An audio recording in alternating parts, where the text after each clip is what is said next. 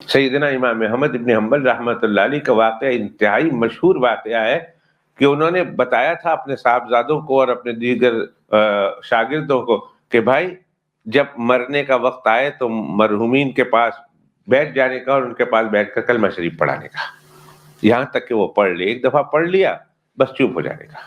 ہاں اگر میں پھر انسانی بات کر دوں، کوئی ایسی بات، پھر ایک دفعہ پھر آخری کلمہ لا الہ الا اللہ پر میری موت نکل جائے تو آخری کلمہ ہونا چاہیے۔ اب امام احمد ابن حنبل رحمۃ اللہ علیہ آخری ڈیتھ بیڈ پر ہے اور آخری سانسیں ہیں جو چل رہی ہیں، سب ادب کی وجہ سے خاموش بیٹھے ہوئے ہیں، تو آنکھ کھولی اور کہا بھائی میں نے تم کو کہا نہیں تھا کلمہ پڑھا دینا، تو پڑھو کلمہ پڑھو۔ کلمہ پڑھایا، انہوں نے کلمہ پڑھ لیا، سب خاموش ہو گئے۔ تھوڑی دیر کے بعد امام احمد ابن حنبل رحمۃ اللہ علیہ پر غشی طاری ہوئی، بے ہوشی کا عالم شروع ہوا، کچھ بڑبڑانے لگے،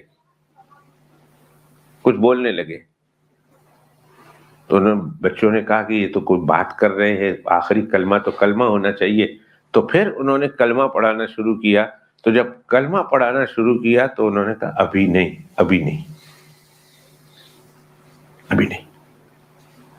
انہوں نے کہا ابا پڑھ لیجئے کلمہ، استاد جی پڑھ لیجئے کلمہ۔ کہا ابھی نہیں، ابھی نہیں۔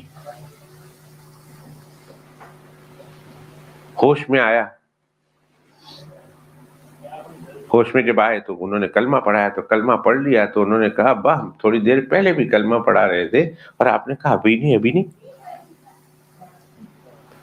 کہا اچھا تم نے بھی سنا، میں تمہیں تو نہیں کہہ رہا تھا۔ کہا اب کس کو کہہ رہے تھے؟ کہا شیطان کو کہہ رہا تھا۔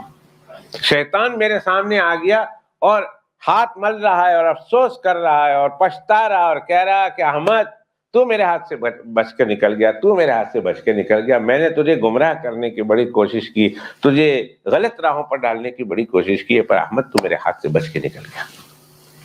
تو میں شیطان کو جواب دے رہا تھا ابھی نہیں، ابھی نہیں، ابھی بھی مجھے تیرے سے اطمینان نہیں ہے جب تک کہ میری آخری سانس میرے بدن سے جدا ہو جاتی اور کلمہ پڑھ کر جدا ہوتی، اس وقت تک مجھے تیرے اس سے آرام نہیں ہے، مجھے تسلی نہیں ہے، میں اطمینان میں نہیں ہوں۔ میں آخری سانس کلمہ کے ساتھ گزر جائے گی پھر میں اطمینان پا جاؤں، ابھی تو بہت لمبا وقت ہے، پتہ نہیں اس لمبے وقت میں جو تھوڑا سا وقت ہے پر اس وقت میں تو مجھے گمراہ نہ کر دے۔